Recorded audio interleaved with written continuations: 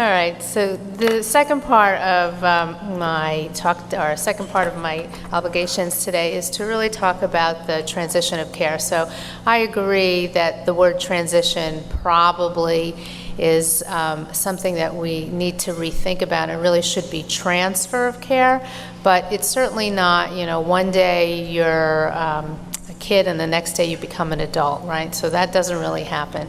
So let's talk about how we as the practitioners can do a much better job at raising our children and the parents that go along with them to seamlessly go on to the next stage of their life into young adulthood. These are my disclosures. So this is my little girl. So here's Rebecca when she was a pipsqueak and then has moved on. And clearly she didn't jump from this to this overnight. There was many years of development, many years of education, many years of going to the pediatrician before she became a young adult. And so as we look at our patients, and for those of us who are in pediatrics, we really understand there's a huge developmental process, a lot for the child, but certainly some for the parents as well. And so my point is to really embrace all the stages, but most importantly, just as we prepare all of our children that we either know, take care of, aunts, uncles, cousins, whatever, we don't just say to them that, you know, next step is college. We've actually done a lot of work to prepare them to go on to that next step. And the same thing should happen in their medical world. Oops. Okay. So it is a village that it takes in order to move that patient from one setting to the next. We know that there's a number of adolescents with IBD that it's rising, that 20 to 30% of all IBD patients are diagnosed under the age of 18, that there's been certainly a rise in the number of new patients that are diagnosed with IBD and certainly for Crohn's disease. We know also there are different parts of the world where the incidence and prevalence there of inflammatory bowel disease is rising and continues to rise. And if you take a look at the map here, it really is the industrialized nations. And there are many theories that go along with it, but we won't go into that today. And there are certainly differences in the presentation of patients with IBD who are either pediatric or adult. We certainly know that for pediatrics, a much more aggressive behavior, that in ulcerative colitis, it's much more extensive, that the upper GI tract is involved way more in Crohn's disease than in the adult population, and that there's also growth impairment. The adults tend to have a slower onset of disease, and it's mostly left-sided. So often what happens in places where pediatric gastroenterologists are underrepresented, or those where the access is basically nil, you can hear many stories about 14 and 15-year-old patients that were taken care of by the adult provider, and were basically given mesalamine for their UC because they did a flex sig in the office, only to understand within weeks that they have extensive disease in the hospital. And so the appreciation of the difference between how pediatric IBD presents versus adult really needs to be understood. The initial diagnosis can be very different and can be a huge part of how the parent-patient interaction is. So for instance, if your initial diagnosis is at a very young age, the parent is usually the one who's the speaker and the child is that of the passive role. And that the parent seems to take over every decision-making, knows everything about the patient's well-being, how often they go to the bathroom, what the stool looks like. I can't tell you how many beautiful pictures on my Connect where I see poop multiple times a day in the toilet, in the diaper, or whatever. But then if you're a little bit older and around the onset of puberty, that may also change the dynamic between the parent and the patient. And what I'm trying to say here is that there's a huge developmental impact on when a patient actually gets diagnosed. And certainly by the time they're in late adolescence where they're just dying to be independent, where the parent has not seen a child's poop in, 15 years, that all of a sudden that they're being given restrictions and they're told that they have to eat a certain way, and that now that the parent is having less of a role, it can really impact how that office visit may go. So again, it really isn't a transition, and it's not all of a sudden a leap from one point to the next. It really has to be a good, seamless transfer of care, and therefore not a jump. So there are differences between pediatrics and the adult healthcare system. So for instance, if you think about your practices, in pediatrics, we have everyone in the office. We have mom, dad, the siblings, grandma, the aunt, but in the adult office, it's usually one-on-one where you have the patient and the physician. The parents make a lot of decisions in peds, but at this point when you're in the adult world, the one patient has adult decision making. That the patient has more of a passive role in peds and has less autonomy, and certainly that's much more of a different situation when you come to the adult office. The appointments tend to be lengthy for pediatrics, so it's not very businesslike because there's a lot of psychosocial things that go on with mom and dad asking questions versus a very focused type appointment with the adult side. That we don't necessarily look for I should say we are much more proactive about the pubertal and growth issues in peds, and when you get to the adult side, they're not really looking for growth failure. Certainly in the peds population, we're not looking for fertility and pregnancy. Actually, we're monitoring patients about how to be responsible for that. But when you get to the adult side, when that becomes much more of a common consideration, there is time in that visit that's set apart for fertility and family planning. Again, in peds, there's much more of a multidisciplinary team there, so we'll have the social worker, we'll have child life sometimes, we'll have the dietitian, and that doesn't seem to happen as much in the adult practice. So what are the barriers we think about? Well, we are looking to see how ready is that patient at the age of 10 or 11 or 15 to go on to the next stage. Are they a very mature patient, or are they still very much passive? What's their cognitive ability? Everyone is different, so there are some patients who really can catch on pretty quickly about what their medical situation is and their needs, and some that actually need a bit more help. There are certainly different health insurances which may impact on this, and that there are differences in different healthcare providers. So what are the barriers? Well, there's no single standardized model that is throughout the entire United States. We can't find many places that actually can have a combined adult pediatric program because there's lack of time, space, and support. Funding, so we know that the insurance companies will not reimburse an adult gastroenterologist and a pediatric gastroenterologist at the same visit. That many centers don't have the funding for actual transition program. There are different approaches between how an adult GI person delivers their care versus pediatric. There's a difference also in how patients perceive their patients. So one of the problems, and I'll be the first one to admit it, it's really hard to let go of some of these kids because you've seen them from the age of 10, you've watched them grow, you've watched them go on to college, and by the time they really do need to move on to the adult world, it's like letting go of your own child. And so I'm one of the people who has a hard time, and I don't push them out. So in our institution, 21 really is not the cutoff. The cutoff for us is when they finish college, because I just think that making that big change is a little bit more challenging during the college years. Sometimes there's inadequate communication between peds and the adults. So when you're in a hospital where there's no children's hospital, this might seem a little bit easier. And so those that are in children's hospital where the adult hospital may be miles away, that just that lack of being close to each other may impact on communication. And again, there's just variation in systems. So what are the do's and the don'ts? Now we'll just get a little practical. What should you do?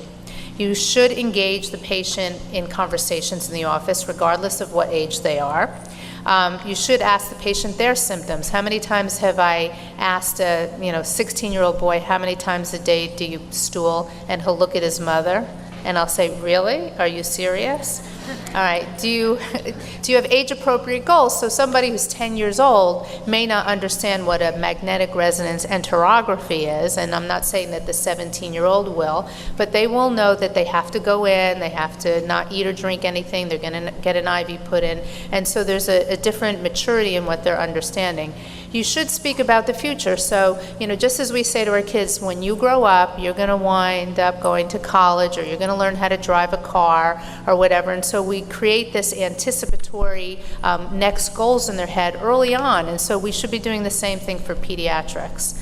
So what we shouldn't do is you don't ignore the patient and only address the parent. And so very often I'll move my chair to look directly at that pre-adolescent or even that adolescent. I said, I'm going to ask you a lot of questions. Your mom's not allowed to interrupt unless you really don't know the answer. So then, again, just not letting the parents speak for everything. You shouldn't allow the patient to be disengaged from the maturing process. So you should really give them a little bit of homework and say, look, next time you come in, I want you to be able to name all of your medications. And what they all travel around with is the phone, right?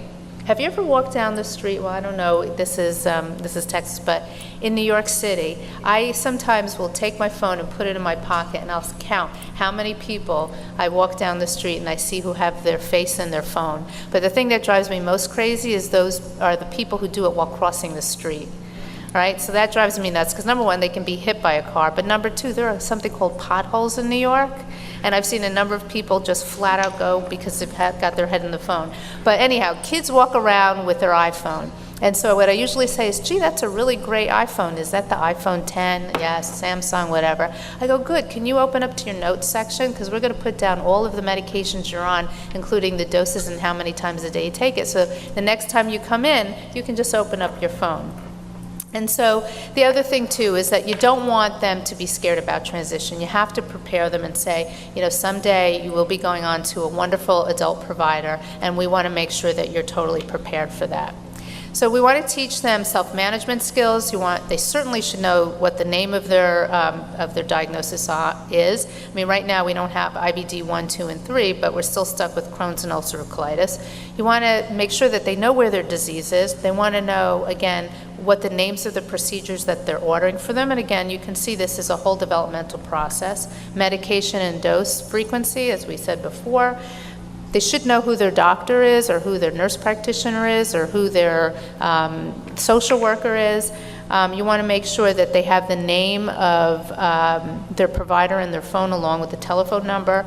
They should at some point be able to manage their appointments because, mom's not going to be calling to make their adult appointments all the time, and certainly the adult provider is not going to talk to the mom about HIPAA compliant issues.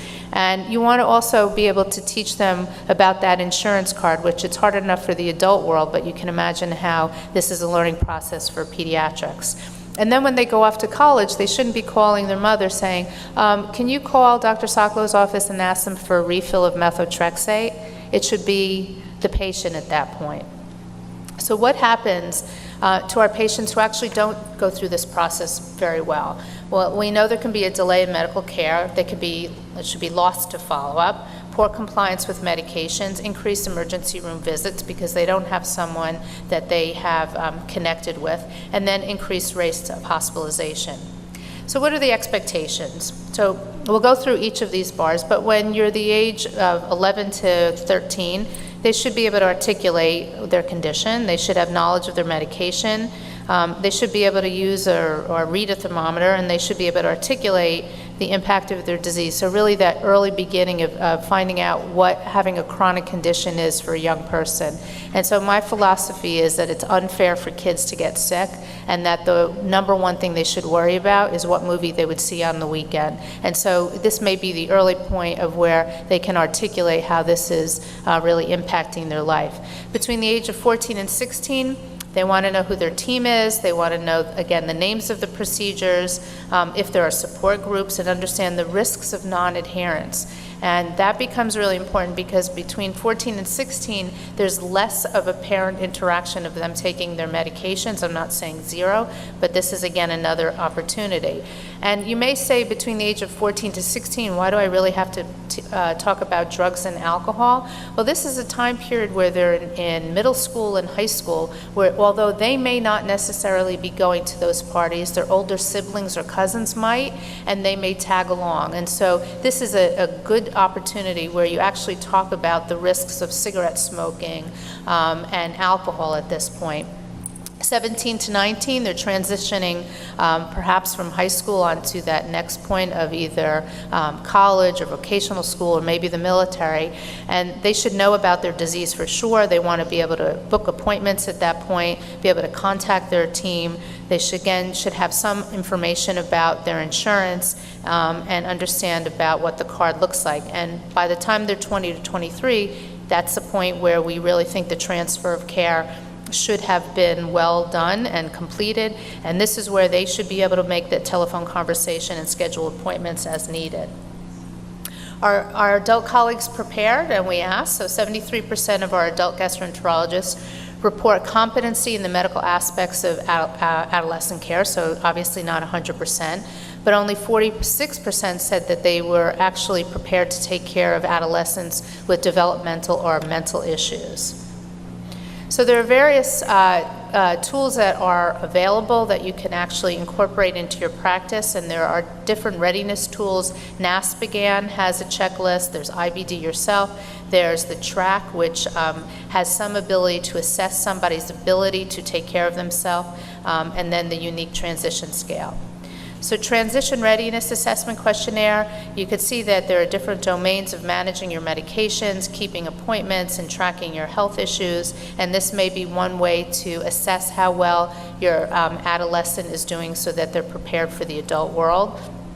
Again, modern technology is amazing. Having information on your phone, you can actually have, and what I do when I prepare my college or soon-to-be college students is I actually ask them to put the last note that I have, which has a summary of everything from where their disease is, what medications they've been on, their last vitamin levels, and to actually put it on either a USB key or keep it somewhere in the cloud. And if they do have, and they've been prepared for filling their own prescriptions, they should have an app, for instance, of maybe one of the local pharmacies and to be able to ask for a refill. This is a track list the checklist from NASPGHAN that I was referring to, that you might use this in your office to see how well that they're doing. And when is the right time to have the discussion of the birds and the bees? So you may want to have the discussion with the parents and the patients beginning at the age of 11 to 14, sort of going along with the whole thing of, someday you'll be driving a car, someday you'll go off and be on your own. At this time, there may be a discussion about the differences between peds and the adult office, and so this is also highlighting the cultural difference in the two settings.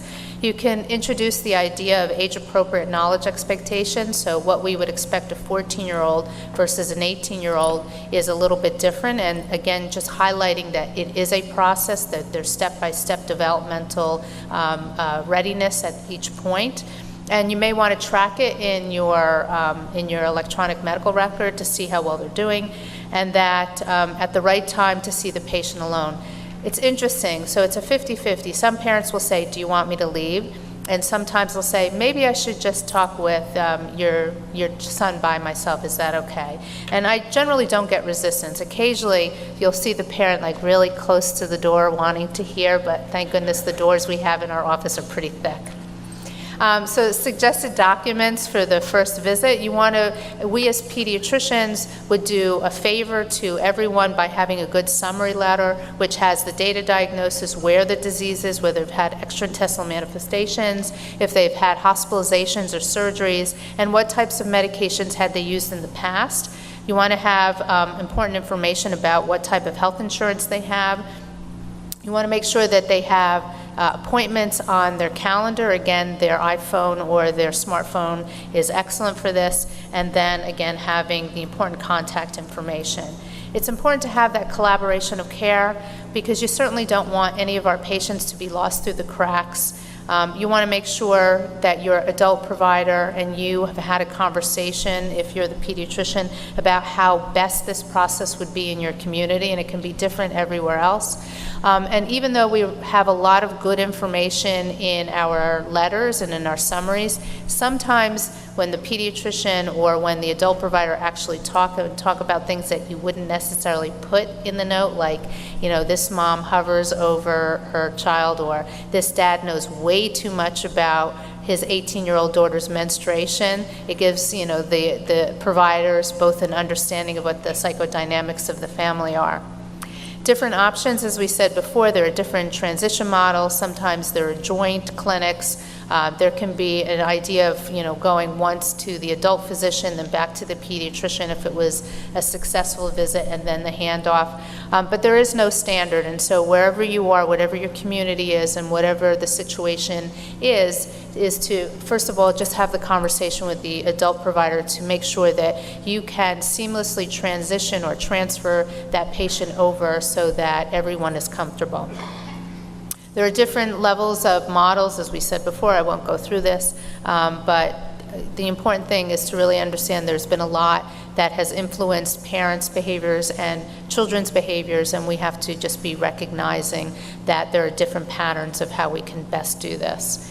The benefits of having a good and formal transition program, if that actually exists where you are, is that it's normalization of the development, as we said before, great self-management skills so that they can understand their disease, they can speak on their own, there's good decision-making, they can make their own appointments, and most importantly, self-advocacy, because it is absolutely heartwarming to me when I have a young person who is, you know, within a few months, a few years of going on to that independence, where they actually ask really smart questions, anticipatory questions about things. And I'm open to everything. As I always say, I'm not your mother, I'm not your clergy, I'm not your therapist, I'm your doctor, and I'm just going to give you information, and what you choose to do with that information is yours. But education of what will happen if, okay, is really important.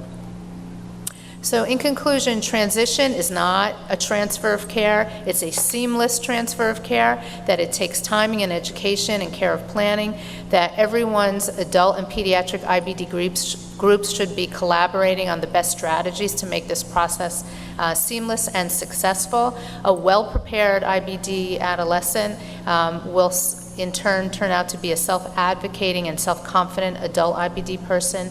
Do plan a transition program in your community, and don't wait too long so that you get a phone call from your adult colleague that she couldn't get the mother out of the room. Thank you.